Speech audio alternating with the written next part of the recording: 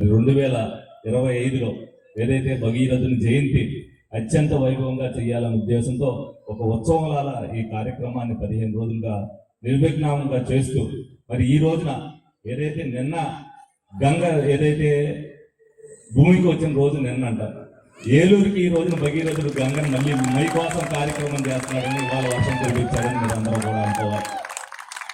ఇప్పుడు మన పెద్దలతోటి సగర్లు చెప్తున్నారు, 40 ఏళ్ల క్రితం ఇటువంటి కోలాటాలు ఇటువంటి ఉత్సవాలు ఆ రోజుల్లో ఇక్కడ జరిగే గుడి దగ్గర, ఆంజనేయ స్వామి గుడి దగ్గర అని చెప్తున్నారు.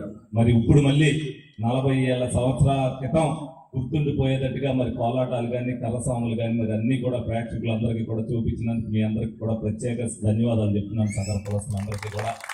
మరి ఇటువంటి కార్యక్రమాల ద్వారా మరి భగీరథుని చరిత్ర మరి ఇన్నాటి వరకు కూడా మేము కూడా అప్పుడప్పుడు విన్నాం, కానీ భగీరథుడు సగర్లకి దైవాంశభూతుడు అనేది ఈ రోజున మా అందరికీ కూడా ఈ సంవత్సరం ఈ కార్యక్రమం చేయడం ద్వారా మా అందరికీ కూడా తెలిసింది. ఏదైతే మరి పట్టుదల ఉంటే ఏదైనా సాధించవచ్చు అనేది మనం అందరం కూడా తెలుసుకోవాల్సిన అవసరం ఎంతైనా ఉంది.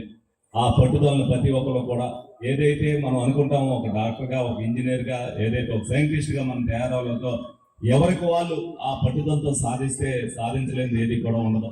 ఆ విధంగా సాధించాలి, పక్కన పాడు చేసి కాదు, మన ప్రయత్నంతోనే మనం చెయ్యాలనేది ఒక కృతనిశ్చయంతో పెట్టుకుంటే సాధించలేనిది ఏది ఉండదు అనేది భగీరథుడు ఏదైతే నిర్మించారో ఆ విధంగా మనమందరం కూడా పాటుపడాలని సందర్భంగా మీ అందరికి కూడా తెలియజేయడం జరుగుతుంది. అలాగే మరి ఇందాక మా వాసు అన్నాడు, ఒక లక్ష్య సాధనలో అనేక గోల్స్ ఉంటాయి. నేను గెలవడంతో నా గోల్ అయిపోలేదు, ఎందుకంటే గెలుపోవటంలో అనేది సహజం, కానీ నా లక్ష్యం వేరు.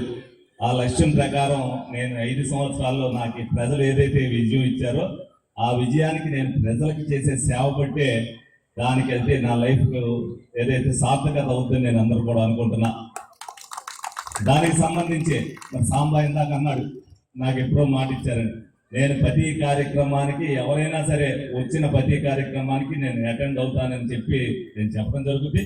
దాని ప్రాముఖ్యతను బట్టి కంపల్సరీ రావాలన్న కార్యక్రమానికి అయితే ఎన్ని ప్రోగ్రాంలు ఉన్నా సరే నేను డెఫినెట్గా రావడం జరుగుతుంది. ఎందుకంటే ఒక్క పుట్టినరోజు ఫంక్షన్కి ఒక్కటికే నేను వెళ్తా. ఇవాటికి 11 నెలలు అయింది అసెంబ్లీ ఎలక్షన్ అయింది. 11 నెలల్లో అత్యంత ప్రజలకి దగ్గరగా ఉన్న ఎమ్మెల్యేలలో నేను కూడా ఒకనని మీ అందరికీ సందర్భంగా తెలియజేస్తున్నాను. ఈ 11 నెలలే కాదు, ఈ 5 సంవత్సరాల్లో కూడా మీ అందరికీ అందే దగ్గరగా ఉంటారు. దగ్గరగా ఉండడంతో నా పని అయిపోయినట్టు కాదు.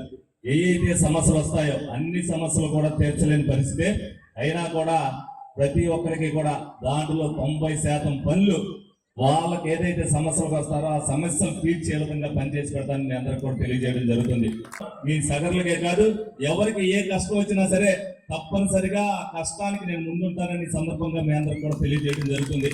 చెరువుకి సంబంధించి మరి ఏదైతే కబ్జాలకు గురవుతుంటే దాన్ని కాపాడుకున్నారని అన్నారో, మరి నా పీరియడ్లో కబ్జాలు అనేది ఇదే కాదు, ఎక్కడా కూడా ఎట్టి పరిస్థితుల్లో కబ్జాలు అనేది ఏమి ఉండవు. దానికి నేను భరోసా మీ అందరికీ కూడా ఇస్తున్నాను సందర్భంగా తెలియజేస్తూ జరుగుతుంది. ఈ రిప్రజెంటేషన్ ద్వారా ఏదైతే చూపిస్తాను, మాట్లాడే అవకాశం వస్తే డెఫినెట్గా అది మాట్లాడతాను. దానికి సంబంధించి మరి ముఖ్యమంత్రి గారి దగ్గరికి కూడా మిమ్మల్ని తీసుకెళ్తానికి కానీ అదే ఏదైతే గవర్నర్ గారికి మీరు రిప్రజెంటేషన్ ఇస్తారో తప్పనిసరిగా ప్రతి కులాన్ని కూడా ఏదైతే వర్గీకరణ చేస్తున్నారో డెఫినెట్గా మిమ్మల్ని కూడా ఏలోకి తీసుకెళ్ళడానికి నా వంతు శక్తి వంచన లేకుండా కృషి చేస్తానని